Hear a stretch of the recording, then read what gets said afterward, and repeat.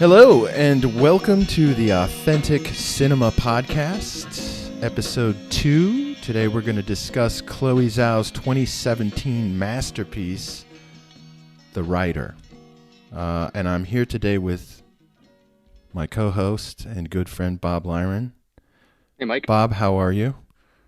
Well, as you know, I'm suffering from a little bit of like a dental, what do we call it? Like a dental emergency, a dental I would problem. call it a dental emergency. Bob called me last Yeah. night. He let me know he was having a little dental emergency. But Bob, I just want to say thank you, sir, for cowboying up. That's what you got to do for the rider, man. You got to step up, get back in the saddle. I also learned something harking back to episode 1 about, opioids and how, like they mask the pain, but they don't get rid of the pain. I'm telling you, man, you get on some opioids, you're like, I get it. I love that, like, we did a whole episode on the evils of opioids, and then we didn't even make it to episode 2, and you're already on an opioid. So there you go, guys. Yeah. There you go. Yeah. But Bob, Yep. Part of the podcast program is that we are going to take turns choosing films, and so I selected last week's film, All the Beauty and the Bloodshed. You selected this film. When did you see this film for the first time? And then why did you select it? So much like you, I know you and I have this in common. Our YouTube algorithm is totally geared to showing us movie trailers, film trailers, specific types of movie trailers. And, hand clap to YouTube for pulling that off. And I saw, maybe a year or so ago, I saw a trailer for this movie called The Rider. And I was like, damn, that looks like it's just got a lot of stuff I'd be interested in checking out. And in great fashion, did I go and watch the movie? No, I didn't. I just put it aside and continued on with my life. And then through the course of having this conversation about starting a podcast with you, going back even maybe 2 or 3 months ago, I started and I remembered The Rider. And so I said, I need to watch that movie and see if that's something that eventually could come up. And so the first time I watched it was maybe 2 months ago. Mm-hmm. And then when this podcast jumped off, I knew immediately, because when you proposed the podcast, you proposed it with All the Beauty. You told me about All the Beauty and the Bloodshed. Yeah. And we started having this great conversation about it. And we actually stopped. We're like, we need to record this. And that's how the podcast was born. And I already knew at that point that my movie was going to be The Rider. Yeah. This film absolutely blew me out of the water. And another film that I think really embodies what we want this podcast to be about. I'm going to jump in. I'm going to take a stab at just doing a brief kind of summary. It is actually, in a sense, a very simple plot. The film follows a rodeo rider named Brady Blackburn who suffers a catastrophic injury, and then how he kind of struggles to, despite everyone, doctors, his father telling him can't ride anymore, how he kind of defiantly struggles to prove that he can ride again. Mm-hmm. There's a scene at the beginning of the movie. It's really in the first scenes. He's just kind of waking up where Brady goes out. He's kind of starting to cope with the fact that he's really very injured. But he walks out to a little graveyard and he kneels down in front of his mother's grave, which is a really sparse grave. I think it's just some wood sticks and a cross, and it's got her name etched on it, Mari Blackbird. And he kneels down and he says, "I was tough, Mom." And in the grass, you see, he pulls out a little horse, a little toy horse out of the grass. It's a white horse, which actually looks like his horse, the horse that kicked him. And all of a sudden, he is gripping the horse and he's having a seizure. You find out later it's a seizure. He's having a seizure and he literally can't let go of the horse. Mm-hmm. And he has to pull his fingers off of this little toy horse. Yeah, the film is about an individual's struggle with letting go of this idea that your identity and everything that you know about yourself and everything that everyone knows about you is now gone. Yeah. And talk about a terrifying prospect, particularly for someone from, the Pine Ridge Reservation, Lakota Sioux, who has literally done one thing his entire life, And I think that ultimately the director, Chloé Zhao, she's not occupied with characters and simple, easy to understand narratives. And she's interested in exploring more of the human emotional organic, raw experiences of Yeah. individuals, and that's what this film is that and that's why did I pick it, or why does it seem to have a resonating effect on people like you and I? Is that I think that despite the simplicity of the story, there's a tremendous amount of authentic emotion transpiring. The film is an experience. It's something you're supposed to experience by watching. Yeah. And I think that she pulls it off. This film is about a guy it's about the healing process, actually. I think. What do you mean? The film's temporality, right? The way the time is marked in the film, it's all broken down by stages of his healing process. His injury sort of defines the act structures of the film. But of course, there's also sort of like the spiritual healing process that's going on too. The healing of the fact that like he's lost this way of life that he had where he was a rodeo rider. He's lost this image of himself as a rodeo rider. And he has to grieve that. He has to heal that. That's also a trauma that needs to be resolved. You think that like the physical timeline of his healing, like it goes in stages where it's also like mirrored by some sort of emotional healing that he's going through the film. And there's like setbacks, like for example, absolutely his gash on his head gets better. It starts to get better. His hair's growing back. Then he decides to get back on a horse, and he has a seizure and falls. And it's almost like a step back emotionally for him, as well as physically. 100%. Yes, that's exactly right. Yeah, and that healing of his head mirrors the healing of his heart, I guess we could say, then, of his spirit. Do you think that like at some point there's like a transition period, because like it comes to a point where he's essentially physically healed. He still has like minor issues, like his hand is seizing up, and he notices that and that's dangerous. But like there comes a point, and I'm not sure exactly where it is, where it becomes, now it's actually about all emotional. It's about him coming to terms with it. And then like by the end of the film, it's not a physical risk. I mean, it's a risk for him to get back on a horse because he could regress with another injury and essentially die. But the decision he's making at the end to walk away is an emotional one. It's based on his connection to the people in the film. Right. And I think that stage happens because you're absolutely right. Like he heals, like in the beginning of the film when he wakes up and he's got the staples in his head and he's really out of it. And if you watch the film making style, time is very fractured. Like there's like jump cutting basically in time. Like all of a sudden he's like here, and Zhao really gets his fragility, like and also the filmmaking techniques mirror kind of his consciousness, like his kind of broken consciousness with his head injury. Then the second stage, I would say, is like what you're talking about. There is a point where like, okay, well now he's like more stable, right? Like his hair's grown back. He doesn't have staples in his head anymore. And actually we know we're marking Act 2 because it cuts to him and he's like, there's a little shot of him like ruffling his hair where the stitches used to be. And it's like, oh, okay, now, okay, we've gone forward in time. And again, the healing marks the time, right? So that's how we know we're in the future. Well, his hair's back, So, and then that stage starts the whole sequence of events where, they're going to lose the trailer actually. So he has to go get a job, but he's more with it. And the filmmaking during that stretch of time becomes less abstract because his consciousness it mirrors again his consciousness. Like he's getting better. Like he's still having the seizure where he can't let go, which I just still love that. Like it's literally like this guy can't let go of this thing. It's like, it's great. Right. It's brilliant. But he's able to get a job, and it's where like, okay, Dad sells Gus, but we get Apollo, and we'll talk about Apollo in a minute. He starts working at the grocery store. The guy hires him to go train his horse on the ranch again. So he's starting to also feel this like sense of hope, like, oh, okay, like I'm getting better, I'm healing, like, and maybe what this film about is how he's gonna like prove him wrong, and his spirit's gonna win out, and he's gonna be a writer again, right? Right. Yeah, he's starting to build back up, and he's starting to like, okay, he's riding a horse again. Look, he can ride horses again. He's training, he's riding horses, he's getting back. But then he has a seizure, he falls off the horse, and then Act 3 begins with that. And that's Act 3 I think is all about like the emotional healing, the acceptance, the grief, the trauma of like losing what you love, right, and who you thought you were, and ultimately coming to terms with it in the end. Well, I don't want to force us into a transition here, but it just kind of feels natural to me. So like we're talking about like this temporal timeline and how it relates to like his healing process and his journey through the film.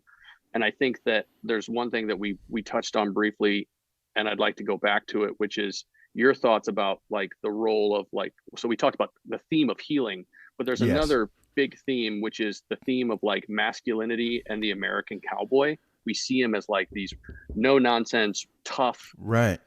isolated, um, individuals that are carrying sort of like the weight of their world on their shoulders, and like it's like the cowboy up, the cowboy way, like just And they cowboy say up that and to get each back on the. other. Yeah, Yeah. they do. But the truth is they perpetuate the myth of the Hmm. American cowboy to each other, and I think that is something like we talked earlier about the great sort of analogy of like of the great symbolic Yeah. moments in the film where Brady can't let go because he's having these seizures, and a big part of it is Brady not being able to let go of the world around him, what he thinks he is and what he thinks he's supposed to be, Yeah, and and what a part of that is cowboy is is a and what cowboy. that And so means. Yeah, and like kind so of a I larger, love yeah. I love It's true. I like listening to you talk about this topic because we've talked about it before, and so I just like want to open you up to be like, Yeah. talk to me about masculinity and the myth of a cowboy. Okay, so you have the myth of the cowboy, right? Like in the United States of America, I think the cowboy is one of, or if not the sort of paragon of masculinity, is the idea of the self-sufficient cowboy. Uniquely American. Very uniquely American, rides out on the range, self-reliant, tough, also glorious, like you're riding on horses, you're this, you know, there's this like feral energy about it, but the funny thing is, like, that's a myth, and that myth propels so much sort of psychic activity in our culture, quite frankly. Like, it's rooted in it Propels connects real into people. politics. Yeah, I talked about it before. Like, yeah, no, I mean, people define themselves through this, or they want to be the cowboy. Politicians co-opt this imagery, like, but where does this image actually come from? This is what's this is a fascinating element of this film. Like, where does that image of the cowboy come from? Does it come from actual cowboys? No. It comes from You know where it comes movies. from? It comes from movies. So everybody's mythology, the mythology is built out of what's called like the hyper-real idea of the cowboy, which is Right, the Gary Cooper type. John Ford, right? Like John Ford, Yeah. John Wayne, Gary Cooper, Right. like, The strong silent type, right? Yeah. yeah, those are cinematic representations of what was a real thing. And it is interesting. There is a little bit of this play in this film where you have these guys who they are the real thing. Like, these guys are Yeah, they are literally real. cowboys, Yeah. right? They're as Yeah. cowboy as cowboy gets. I also think it's funny. Just side note. It's so funny because it's like, there's also in the classic Western cinema of the golden age of Western cinema from, let's say, from like, it's probably from like the 30s through the 60s, Right. it was all about cowboys and Indians. What I love about this movie is like, the cowboys are the Indians, like, 'cause it's on a Native Right, American. They're on both the the same reservation. thing. Yeah, like it's all jammed together, right? They're not separate. Right. The Indians are the cowboys are the Indians. Right. They've become one, which Right. is interesting.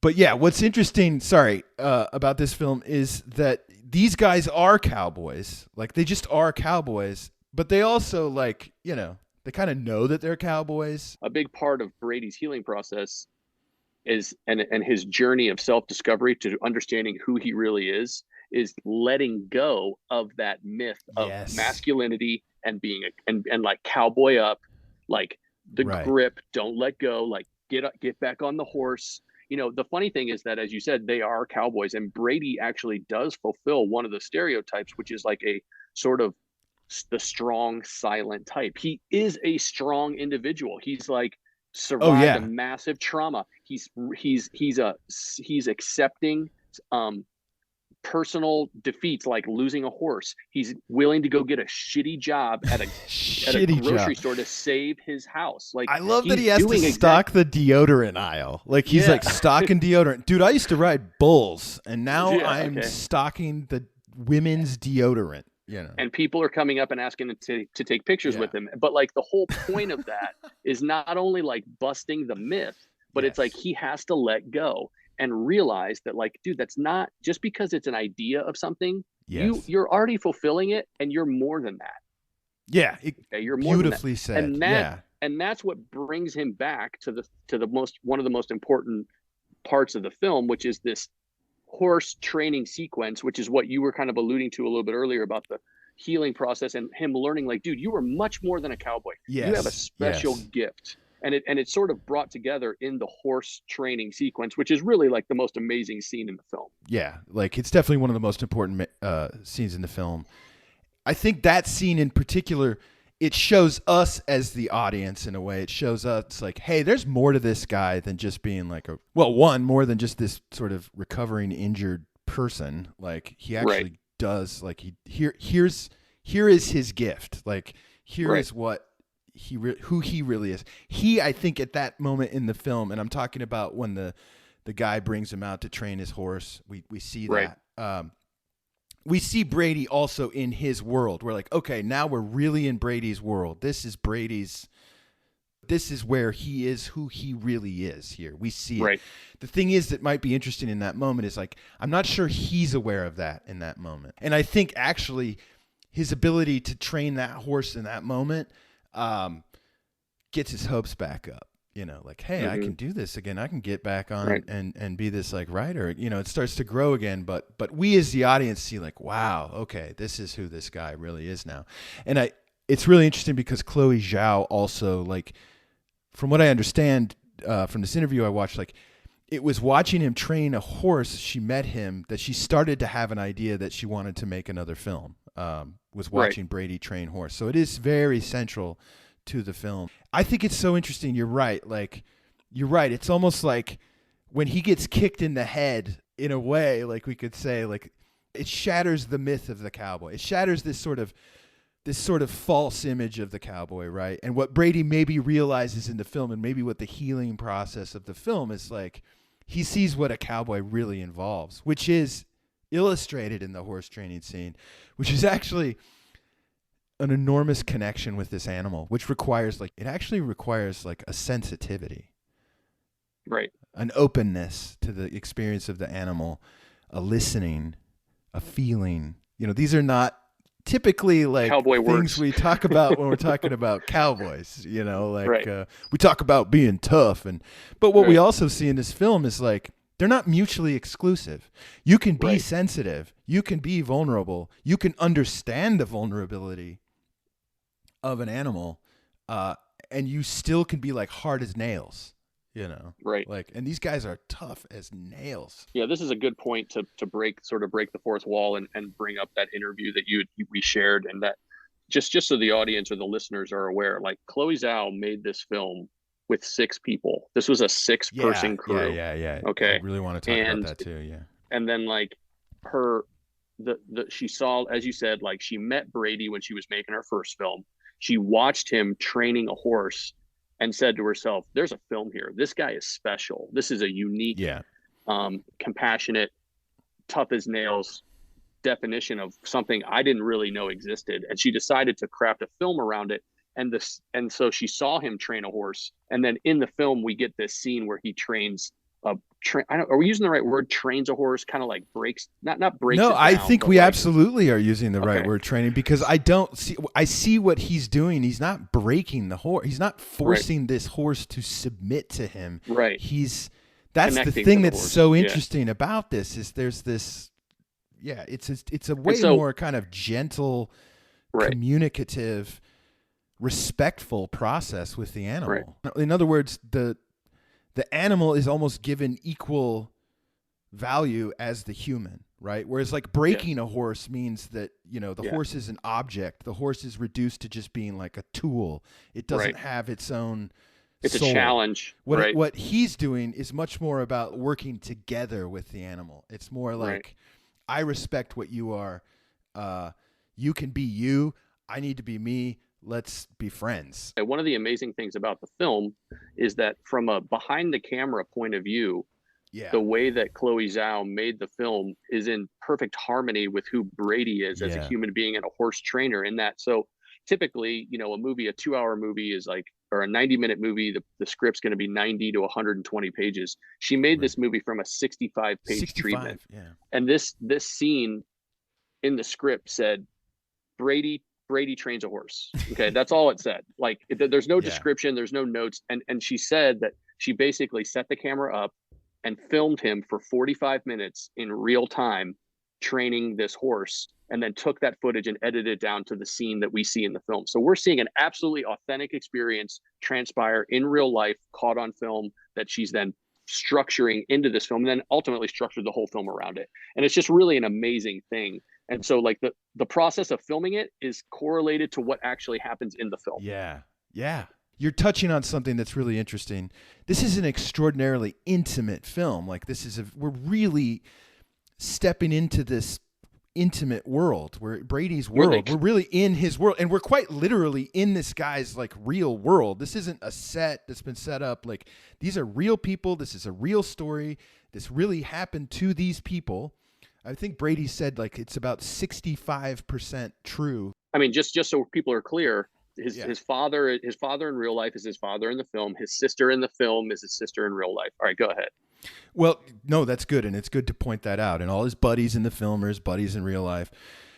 But I think you to achieve that level of intimacy, like, I'm just thinking about it from raw filmmaking perspective, right? Like, you've got this horse training scene. How are you capturing that? Well, you don't capture that with 100-person crew, you know, right? And trailers humming in the background, and walkie-talkies, and like, no, like, what's so cool about this movie, and what's so cool about this movie is there was I think a 5-person crew, 5 or 6. It's like it was 5 plus her. I mean, she's the director, but she had 5 people helping her. So 6 people are on the production crew of this film. 6 people. Bob and I, like, well, I still live in Los Angeles. Bob used to live in LA with me, and like, we've been on film sets and stuff. That's unheard of. Like, like that you're seeing an Academy Award nominated film, or like, you know, that had 6 people making it. And I think that's just remarkable. But I also think like that's also why this film works. That's why there is this just incredible, fragile intimacy that's captured in the film, is because like you don't have 600 people walking. Like, it's the the director of photography, director, sound person, actors. That's it. Yeah, I think and a producer probably. Right. But like, what that does though is it creates, I feel like, a space of trust. Right? Like, you have this non-actor, right? Like, and you've got a horse. God forbid you're trying to train an actual horse. You have 80 people surrounding that, like, and you know, all this activity going on in the background. It's going to disrupt that, right? In order to get in and get that level of like unique intimacy, you really can only have, I think, 2 people in there. You know, you need the camera guy or the director of photography in there, and you need Brady. And that is it, man. And everybody else, like, get the fuck out of here, okay? Right. Because like, well, there's levels of trust, and so like anytime you're trying to create distraction. Anything, yeah, exactly. And so like for the level of intimacy and trust that's required to make the films you want, as you pointed out, you can't have a traditional like Hollywood crew, and which comes with all the trappings of like just people and logistics and all that kind of stuff. But like, so, because you're working with non-professional actors, you're working with real people. They're intimidated. They don't know what's going on. They have to be able to trust you. And how do you foster that trust to get what you want on film, is to create a level of intimacy. I mean, let's also remember that she made this movie, I think, in 19 days or 21 days. It cost $80,000, which she paid for herself. So imagine like the level of intimacy and trust that she can bridge with these non-professional actors when she goes up to them and says, I'm paying for this myself. This is me. You're working with me. Okay. Right. This is my money, my project. I'm working with you. There's, like this, it's us. We're doing it. So, and it, like Brady says, 65% of it's real. So like, he's a part of it. They're all a part of it. Yeah. Like his dad, his sister, his friends, his buddies, they're all a part of this process. And so you can see how that fosters. They're all invested, right? They're all invested in it. That fosters the opportunity to get the scene that we're talking about, the horse training scene, because you need that to do that. Yeah. And you can't achieve that with a huge Hollywood set. No. Like, you can only achieve that with an intimate little crew. The director of photography, I'm embarrassed I can't remember his name. I'll put it in the show notes. But in that interview, he said something really beautiful, which he's like, because they were talking about how they just had this tiny little crew. And he's like, it was a tiny little crew, but he was like, all of us were there all of them were true believers. They were all there. Right. And he said something really cool, which I think transpires. You can see it in the film. He's like, we were all there to have a human experience, right? There you go. Like these guys weren't, it's not like they got a phone call from their agent and like they're showing up on set. Like, and to be clear, everyone, there's nothing wrong with that, but this is the Authentic Cinema podcast. So we're trying to figure out what makes something authentic and what isn't. And what's cool, you can hear about the way they talk about it. These people were having an experience beyond just like a filmmaking experience. These people were out on an adventure. And Chloé Zhao has referenced the filmmaking philosophy of Werner Herzog, who I think he's a guy, we could go down a Herzog rabbit hole. So you and I are Herzog disciples. Yeah, we are disciples of Herzog. Disciples. I've met the man. But so I don't want to go down the Herzog rabbit hole today, only though just to say that he's all about that kind of thing. Like, yes, there's the filmmaking, but then there's also this experience of the filmmaking. The ecstatic truth, as he calls it. Herzog calls it the ecstatic truth. The ecstatic truth, right. Yeah. Like, there's the ecstatic truth of what's going on. I always thought of it as like what I loved about Herzog is that you're going on a legit adventure. Like yes. It's physical. Yeah, you're going out and you are actually like, having an experience. So that's what's also gorgeous about this film. And I think it's also kind of it's just cool. It reminds you that at its core, like filmmaking doesn't always need a huge budget and a huge, at its core, what filmmaking really needs is a compelling story. You talked earlier about how like the mythos of the American West and cowboys, and then you brought up this really great point, which I love, which is that like in reality, the cowboys and the First Nation or the Native Americans, they're all the same person now. They're on the same reservation. They're living the same life. And the cowboys are the Indians. The Indians are the cowboys. Yeah. And then we just talked a little bit about Chloé Zhao and like them trying to capture something real, a real human experience. So a big part of creating that and capturing that is knowing your landscapes and where you are when you're making the film.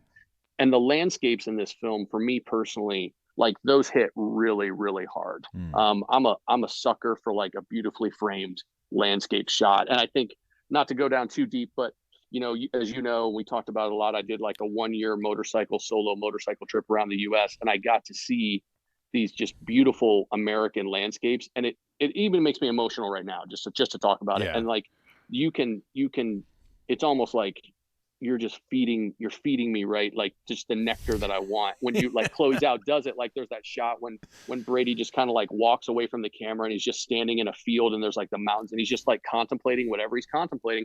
But I want to talk to you about how like the landscapes are not part of that golden age of the Hollywood Western, like John Wayne standing in the doorframe. Like the landscapes are real. And what is real about them? Okay, but real quick, she did actually take that shot from The Searchers where he opens up the door and then you see the landscape. And so like, which is cool because she is saying actually with that shot, like, hey, I know the language of the traditional American John Ford Western. She's saying consciously, like, this is a Western. This is part of that legacy, or this is part of that tradition. 21st century Western. I know, like, what is it that makes the landscape so important to that? I've actually been fascinated with the idea of what a 21st century Western could be for a long time. And could you even do a Western in the 21st century, I think is a big question. But what makes this like a 21st century landscape, 21st century Western landscape specifically? Well, we have the wide open vistas and spaces. It's still out. We are not in the core of civilization where we are, right? We're on a Native American reservation, which I grew up sandwiched in between 2 Native American reservations. And I can tell you that these are very sparse, okay? Usually very, very poor places. There's not an abundance of opportunity, economic opportunity, at least when I was growing up in the 80s and 90s in Idaho. It's very sparse, okay? Like, you are out on the edges, okay? And so traditionally speaking, we have the vistas. We're out in, we're very much more connected to nature. And you have these, if we're talking about the tradition of American Western cinema, like, these epic landscapes. We have that in this film. What's cool about this movie, what makes it sort of uniquely 21st century to me, is it shows us what the West is now, and it shows us very honestly what the West is now, which is like, yeah, we have those landscapes, but there's also like Toyota Corollas in it, and like grocery stores with like ambient fluorescent lighting and deodorant aisles and linoleum floors, and pawn shops, and even on the kind of ranches themselves, like we see rusted, broken like machinery. These are not the ranches of Yellowstone, like the show Yellowstone. Like it's not beautiful ranches. Like it's really cool that you brought that up, actually, Yellowstone, because it's kind of like, yeah, these are like, I would also say that Yellowstone with Kevin Costner, which I bought into it for a season, and then I grew up. My mother grew up in that area where Yellowstone, around there, not in Bozeman, but anyway, she's from Montana, and like it's the thing that I dropped out of Yellowstone. I was like, it's not like this at all. Like, it's just not like that. Like, it's just not, I know these people, like I grew up in, I used to go here every year, twice a year. Like, it's not like that at all. It's the landscapes are like that. Like, it's absolutely mind-blowingly beautiful landscapes. But like, cowboys don't fly helicopters and shoot. The cowboys and Indians are not fighting each other in like helicopters and stuff. Like, it's not happening. That doesn't go down. And like, that's actually just a perpetuation of that mythology created by the Westerns in the 50s. That's what we're trying to do. And this film is doing something completely different. And I think with that homage to the Searchers shot, Chloé Zhao is letting us know, like, hey, I know, like, what a John Ford Western is, right? Like, this is different, though. And I'm glad you brought up Yellowstone, because I think the writer actually is a 21st century Western. I think that Yellowstone is just an update on the 1950s mythological Western that we're talking. This false, it's nostalgia. And look, it's fun, right? Great. Like, it's fun. It's a fantasy. It's fun. Yeah. But I would also think, I can argue like, yeah, but it's also perpetuating some like kind of racial stereotypes and stuff like that. Okay. But back to the writer's landscapes, like you brought up one really good point, which is that you do get these vistas. There are shots of horses, wild horses running in a field in this film. And then the next scene is Brady and his dad at some burned out trailer park ranch that some guy owns. And it's got half of a Ford pickup truck with the engine block out of it, and there's just a horse. And there's just a horse tied to a fence post, like just standing there. Like, it's like it's not in a corral. It's not like galloping around. The horse is just kind of standing there, and he walks up to it, and then they go inside, and they're in, frankly, they're in some shitty trailer, like making a deal for a horse for a bag smoking of weed. Yeah, you can smell that place, right? Yeah. Like, it's just like, oh, it's like every stoner you knew in high school. It's real. That's what and he's sitting there with his father smoking weed with this guy. But you know what? That guy, Victor, I think his name is. He's a really nice guy. Yeah, he's a stand-up dude. He's a super nice guy, and they're just trying to help each other, and like. And so, well, that's an interesting. But it's not. They're not in a teepee, right? They're not in like a. And then also, like, I guess you could say, like, technically, like maybe that, like, technically, like that guy probably has like a little few acres, Yeah. So technically, it's kind of a ranch, maybe technically speaking. Yeah. Maybe not. I don't know what that is, but. Yeah. He's got a little bit of land, and he's got a couple of horses, and they're going to work out some deal to get. I don't even remember what the deal is, but yeah, it's not this glamorous, idealized, like, it's a trailer. It's a grimy trailer with dudes some trying like to survive used couches. Dudes trying to survive on the frontier. I mean, basically, yeah.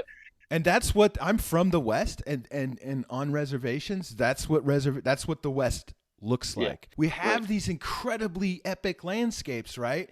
But we also have banal trailer parks. Right. So that scene at Victor's is another important scene in the movie, because that's where they make the deal for Brady's dad to buy Apollo for Brady. Right. And so Apollo, then we get the Apollo sequence, and Apollo is a very important part of the film. And there's an absolutely soul crushing end to Apollo's sort of little arc in the film. But like, what do you think about the importance of Apollo and the role that Apollo makes in the movie? So I'm going to come right back at you with that one. Come on, man. Don't do that. No, I mean, I think the story of Apollo is like, it's, again, I keep saying this. It's the most, how many most important things can be in this movie? There's a lot. I can tell you. It's a thematically rich film. Yeah. I've really been ruminating on Apollo, and okay. To me, Apollo, Apollo represents Brady's hopes for being a writer again. I know. And it's soul crushing even thinking about it. He embodies like Brady's dream, essentially, that he will write again one day.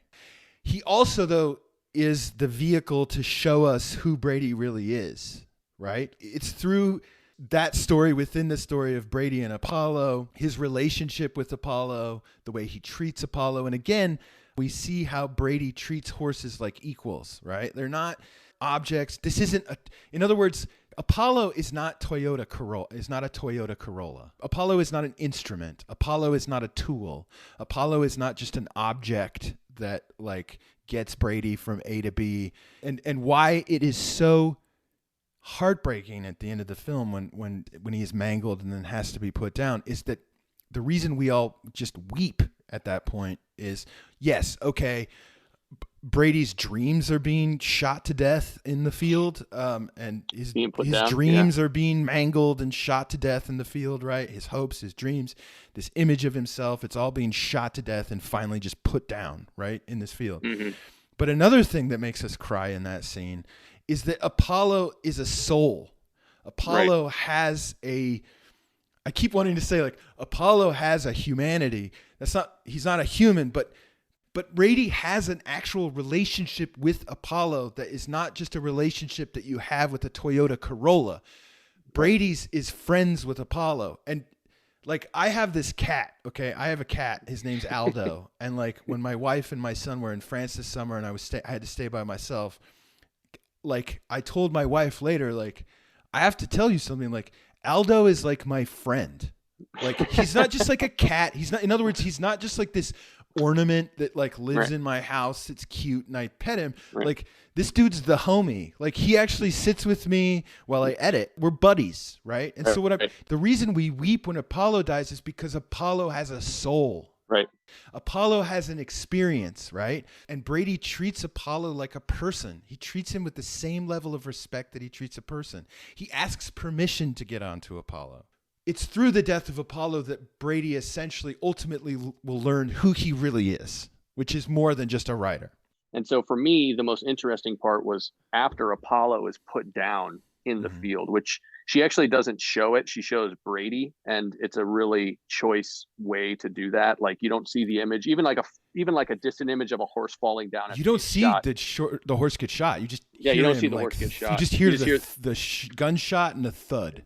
Exactly. And so for me, one of the interesting things is what happens right after Apollo is put down is Brady is so angry and so upset that he's like, I'm fucking going to ride in that rodeo. Like, it's a purely like emotional, like a guy that is so emotionally compromised that from the loss of something that was so dear and important to him that he's not thinking clearly, and he's essentially about to kill himself. Like, he's basically committing suicide because he's so distraught over the loss of Apollo that he's going to go get on a bull or a horse and a rodeo and die.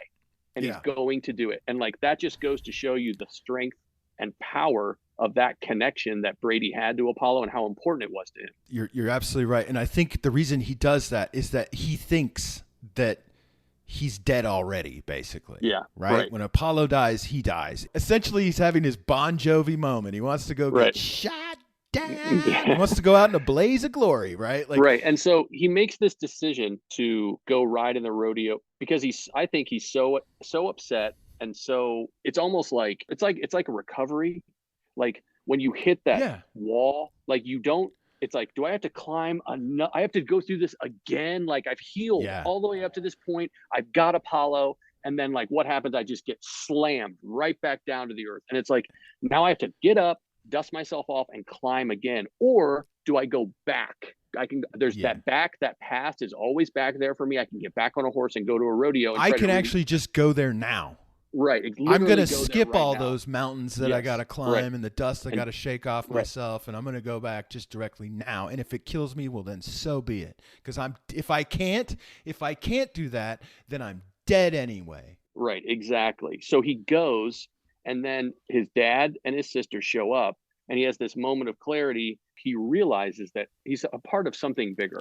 He has more responsibility. His life is about more than just riding. I think he sees his real life. Exactly. And because he sees what he's going to lose, okay? And Yeah.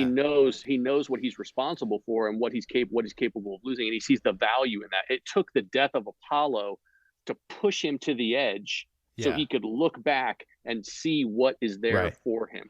Okay? And then he makes the decision to walk away. And I think that's kind of like Apollo's gift to him, actually. Exactly. So actually, Exactly.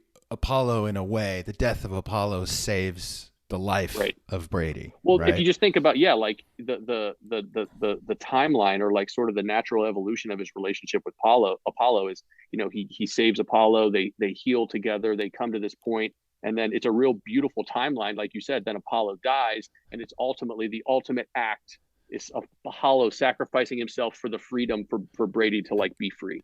Then the last part of the film really is he goes out to see his friend Lane Scott, who Right. was this like badass, super talented rodeo rider, and like became essentially a quadriplegic, not Right. quite a quadriplegic, but really brutally injured. Why do you think it's important that scene's at the end of the film? Like, because he's obviously got this gained this perspective and made this decision, and then the last thing he does is goes and sees Lane Scott, who he's seen several times before Yeah. in the film, but this is now different. And so, like, now he has this, there's a reason that's the last scene of the film. The film could have ended with him hugging his dad and hugging his sister, and then driving And off that onto gorgeous the shot sunset. of the rodeo rider's Exactly. hat being thrown from the Right. horse and the hat flying, Right. and Yeah. One thing that I think is interesting about the story of Lane Scott throughout the film, and it's a really critical. It's also the most important part of this film is the relationship with Lane Scott. This has a lot of most important parts. But he is like he is one of the central. That's one of the central relationships. I'd say there's the relationship with Apollo, there's the relationship with his dad, there's a relationship with Lane Scott, and the relationship with himself. And they're all connected. All of these characters, including the horses, like everybody has like these injuries, right? Like everybody's injured in a way, Right. Even Brady's dad, like he's kind of an alcoholic and he's lost his wife. But so yeah, why end with that scene with Lane Scott? I mean, one thing I wanted to talk about was the idea of memory and image. They're watching themselves on phones, on like they're watching highlight reel. That's how we learn who Lane was. YouTube highlights and stuff. Right. They're watching highlights of Lane on a phone screen. I love that. I'm like, that's so the aesthetic of this film to me. Like, and that is the aesthetic of a 21st century Western. You have a cowboy in a trailer on a reservation looking at his smartphone, watching highlight reels of him riding in a rodeo. Like, and it's also the way like memory is kind of conveyed to us in the film too. Here's how we're going to learn who Lane Scott is. Like, we're going to learn, and you see this like paralyzed. He's got a tracheotomy hole in his throat. He can't speak anymore. But then we're watching him, and he's this virile, like absolute, almost like he is like the archetype of this, like, he's idea. like an archetypal rodeo rider. He's the myth. Right. He's this myth, right? Like he kind of is a real cow. Like he's a cowboy. And he's very aware that he's a badass cowboy. And then you see what he is now, and he's this like, and again, this is the real American West, man. It has the badland landscapes, but it also has nursing homes where guys in their late 20s are like trying to like rehabilitate again. I think the reason that the film ends with a visit to Lane is because, like you said, Lane is like the archetype, of this idea. And it's when Brady goes and visits him before, he's doing it as a courtesy and like because he loves him. But when he goes to see him at the end, we have to remember Brady is now crested. He's now like ascended beyond Within the story, everything he was exactly dealing before. And so the last thing he does is goes to see Lane, who is this archetype of like this idea that they all have in Brady's own mind too. In Brady's own mind, he's like exactly. an older brother to him. He's a mentor. Like, but now it's been totally shattered, and Brady has ascended beyond it. And so he's going back to show you, like, even though I've ascended beyond what everything that I thought was, I realize is not. You are still a part of who I am, and I'm still and me being there for you, helping you, taking care of you, and loving you is still a part of that. Yeah. And it's the most important part, because it's a connection to the past. It's the ultimate healing moment for Brady to say that you represent everything that I've been dealing with through the course of this film. But guess what? I'm not leaving you behind. I'm still here with you. That's how healed I am. We make each other more. Right. It shows us also that Brady knows who he is now. Right. Who he really is now. What does Lane say at the end? There is a line where he says, like, don't give up on your dreams. Right. Which I think is interesting. Because Brady has kind of given up on the dream of being a writer, you know? Right. So that's why that's so poignant. Because if Brady was still trying to chase his, like, this dream of being the writer, then that's just a cheesy fucking line at the end of, like, that would just actually destroy the whole film before that. The fact that Lane says, don't give up on your dreams, at the moment that Brady, in a sense, and it's not that Brady gives up on his dreams, it's that he's like transcended his dream, his original dream. Mike, I don't know about you, but I kind of feel like we did Chloé Zhao and Brady and Apollo proud here. We kind of I think we nailed it. I think we got it. I think that like what we've said is what we were supposed to say. What do you think? This is a really beautiful, authentic, unique story. And I think what I love about it too is it also kind of takes us back down to basics of what is actually needed to make a film. A compelling experience, I guess. That's what I would say. Yeah, go see The Rider. Go watch it. Go see The Rider. Leave some comments below. Tell us what you think about it. Absolutely. Bob, thank you. Thanks for getting back in with me today. You got it, man. It's great talking to you as always.